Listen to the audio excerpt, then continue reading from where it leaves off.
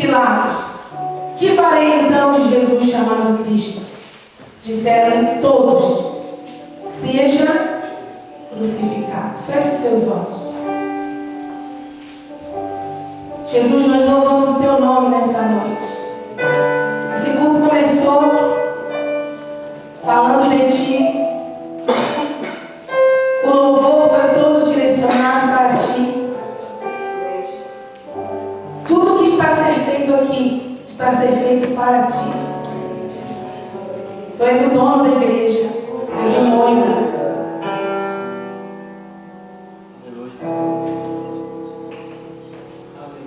Nosso coração é para ti. Nossos sentimentos são para ti. Nossa adoração, Senhor, é para ti. Não há ninguém mais importante que tu, nem aqui, nem lá fora, nem em nenhuma geração. Nunca houve, na nossa não há e nunca haverá alguém mais importante do que tu. Tu és tudo para nós, tu és tudo em todos. Tu és a esperança da glória, tu és a esperança de vida eterna. Ah, Senhor, em ti está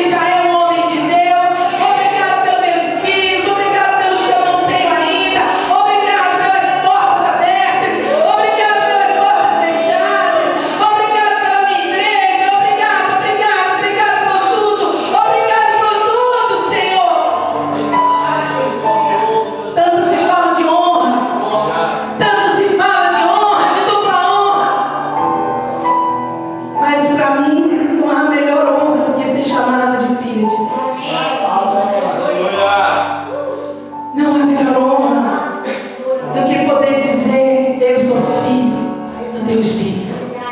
Fala no nosso coração, Senhor. Fala conosco, em nome de Jesus. Amém. Aleluia. Você pode se sentar.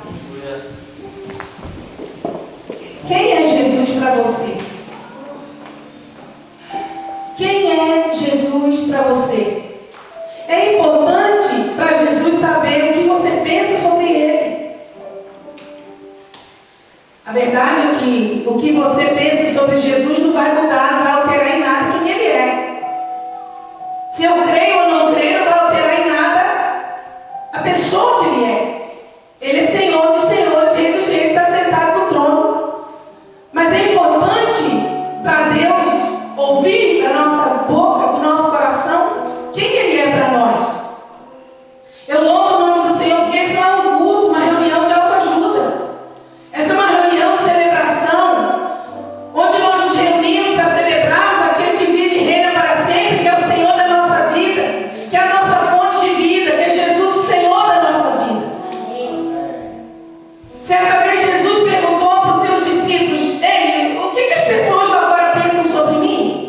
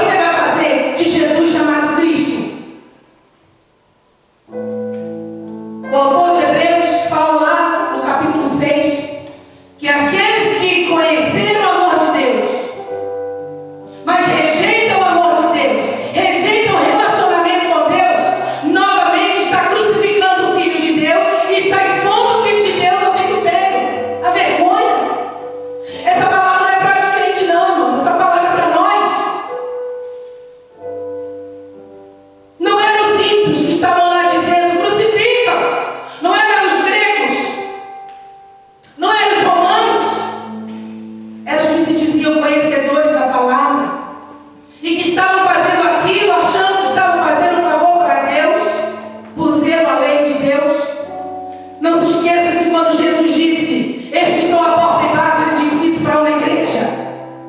Ele disse isso para o seu povo, que o mantinha do lado de fora e não deixava ele entrar.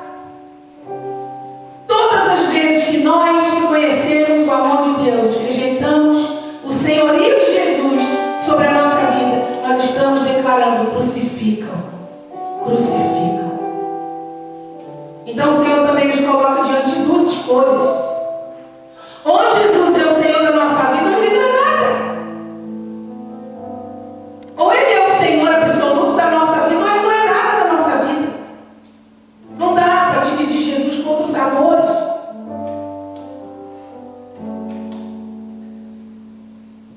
Se Ele é o Senhor da minha vida, não vai mudar nada o fato de que Ele é o Senhor dos senhores, o Rei dos reis. Paulo fala que esse Jesus que foi crucificado, Deus o Pai o fez Senhor e Cristo. Ele é o Senhor de todas as coisas. Ele é o Rei dos reis, mas Ele é o Rei do seu coração. Ele é o Senhor dos senhores, Ele está sentado no trono da sua santidade, mas Ele é o Senhor da sua vida.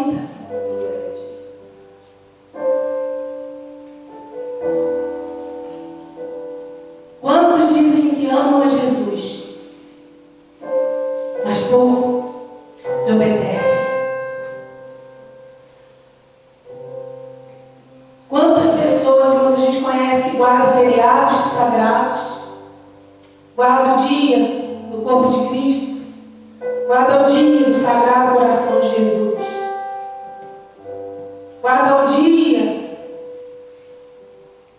Sexta-feira Santa. Quantos guardam tantos preceitos humanos, mas tão poucos guardam os preceitos de Deus? E Jesus disse assim: vós sereis meus amigos, se fizerdes o que eu vos mando. Se a gente não coloca Jesus como Senhor da nossa vida, a gente está crucificando novamente o Filho de Deus. E a gente tem coragem de abrir a boca e falar que a gente está vivendo a geração extravagante, a geração de Davi. Que geração de Davi, coisa nenhuma. A nossa geração é uma geração amante de si mesma. É uma geração que só pensa em si mesma. É uma geração hedonista. Para muitos a cruz saiu de moda. Para muitos deixar Jesus ser o Senhor da sua vida não existe no seu vocabulário mais. Ou Jesus é o Senhor da sua vida, ou Ele não é nada na sua vida. Geração de Davi era uma geração que pagava um preço, cuidava da casa de Deus, montava e desmontava o tabernáculo, carregava-no pelo deserto, lavava as vestes sacerdotais. Pouco no Antigo Testamento se fala que levita ficava no altar adorando com instrumento de música.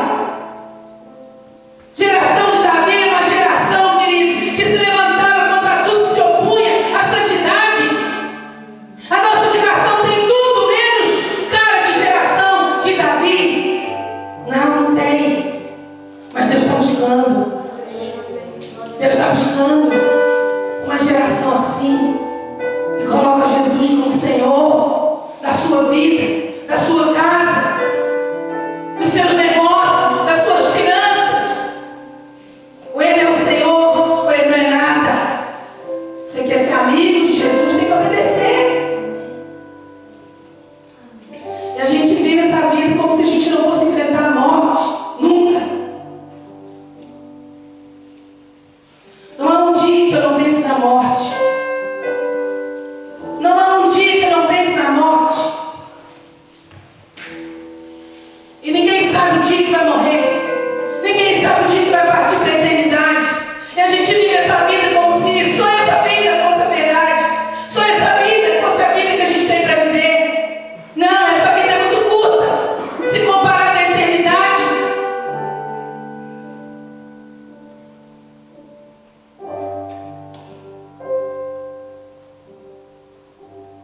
Acho que foi antes de ontem que eu fui lá no Fórum Sintra.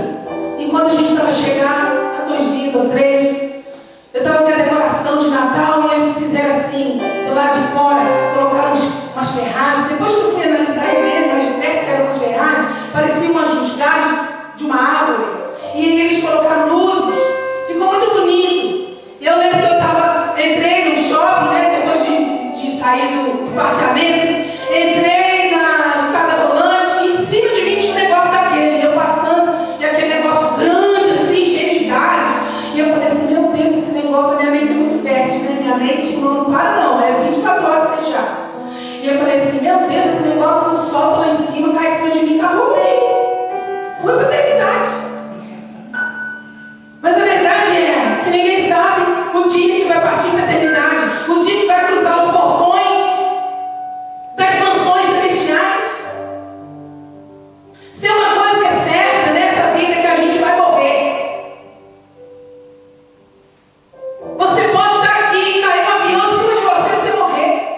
Você pode sair ali fora, um carro vir em alta velocidade e matar você.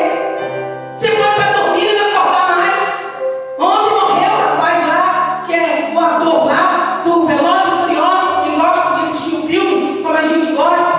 Faleceu, irmão, com 40 anos. Sexta-feira caiu um avião lá na Namíbia, com 6 portugueses, um brasileiro e alguns pastores e missionários que estavam lá dentro daquele avião. A gente nunca sabe o dia que vai partir para a eternidade. E há 2 dias atrás eu estava na minha cama, não conseguia dormir, e tudo apagado. Eu disse, meu Deus, hoje, tudo que eu vou fazer, eu tenho alguém para me ajudar. É o meu esposo, é a pastora Cidade, é o discípulo, é um sobrinho que me ajuda com algum documento, alguma coisa, minha irmã. Mas quando eu morrer, ninguém vai poder enfrentar a morte comigo. Eu vou enfrentar a morte sozinha. Eu e Deus. E a gente se prepara para tudo, menos para a morte. A gente está igual aquele homem lá que Jesus contou a parábola. E Jesus disse, o homem pensou assim, eu não tenho muito que viver. Eu vou destruir meus celeiros, vou plantar muito, vou construir celeiros maiores e vou encher bastante os meus celeiros. E aí encheu os celeiros e sentou e disse, regala-te alma, come, bebe, folga. Mas na mesma hora veio uma voz e disse, louco! Porque quem vive para si mesmo, quem não coloca-se sob o senhorio de Cristo é louco, é tolo, é insano. Veio a voz e disse, louco! Esta noite pedirão a tua alma, e o que tens preparado, para quem será? E Jesus termina essa parábola dizendo, assim é aquele que ajunta riquezas nessa vida, mas não é rico para com Deus. E eu pergunto para você, não vou responder. O que é ser rico para com Deus? O que é ser rico para com Deus?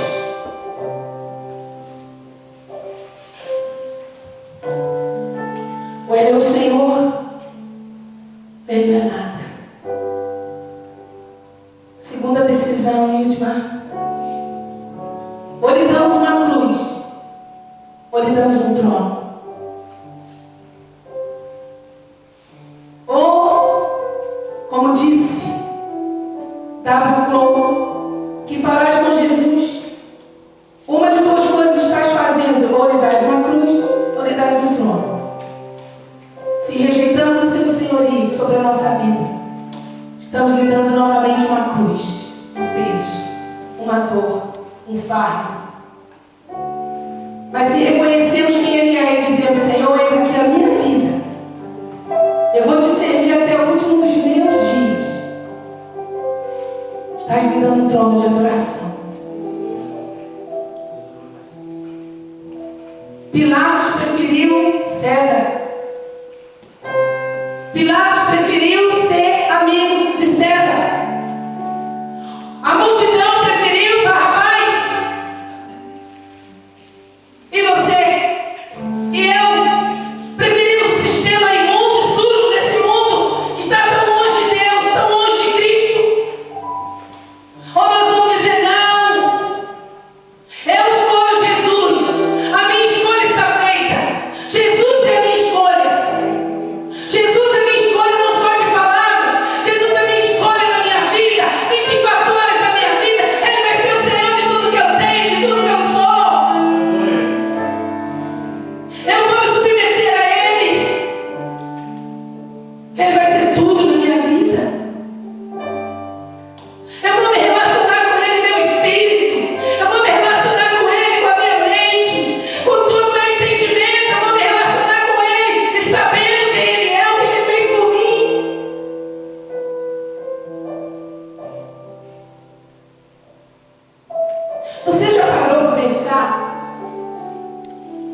decalou. Você já parou para pensar? Falei isso nas 12 horas de adoração. A Bíblia faz questão de falar algumas características físicas de alguns homens, mulheres. Hoje, o pastor Eduardo leu a história de Zaqueu.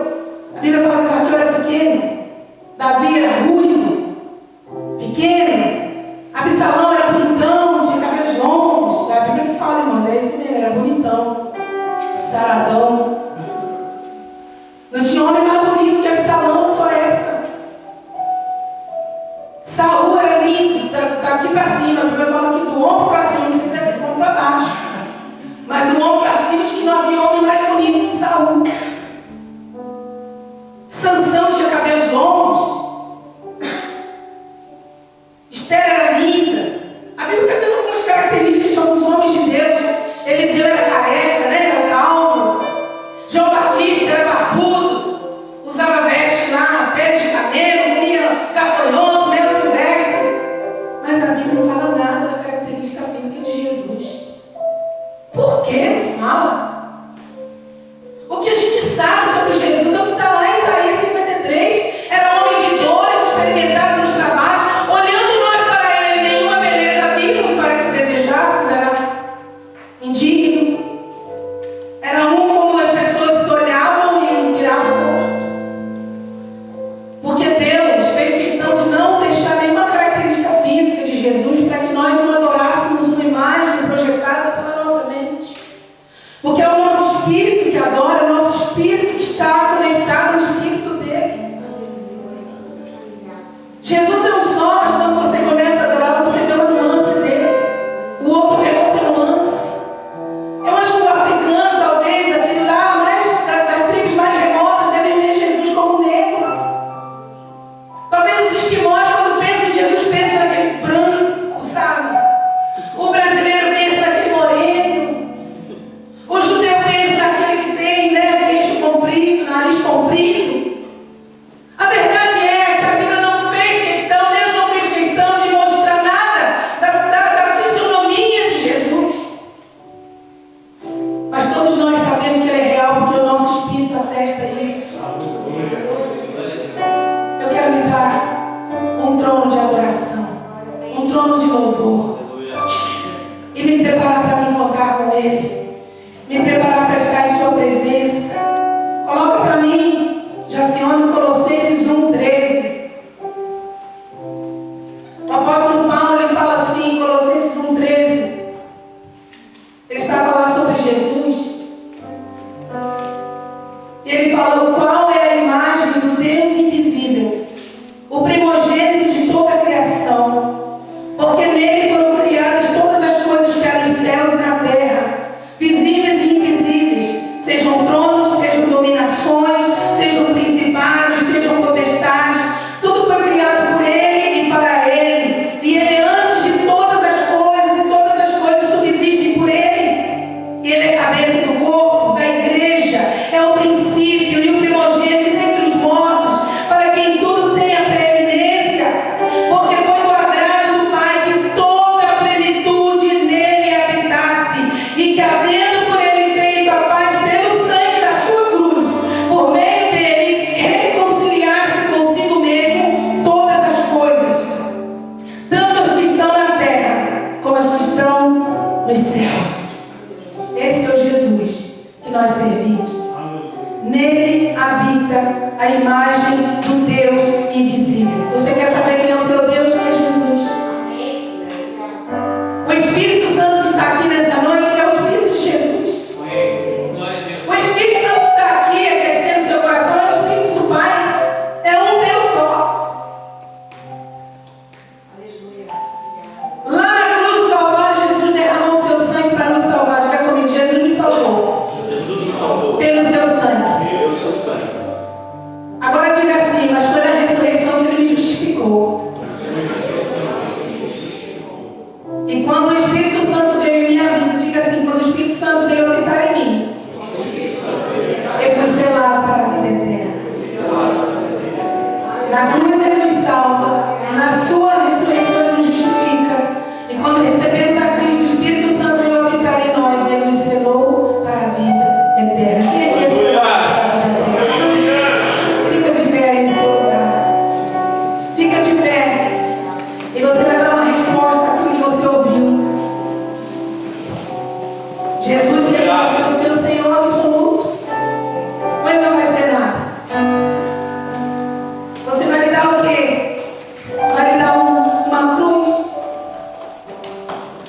Porque se você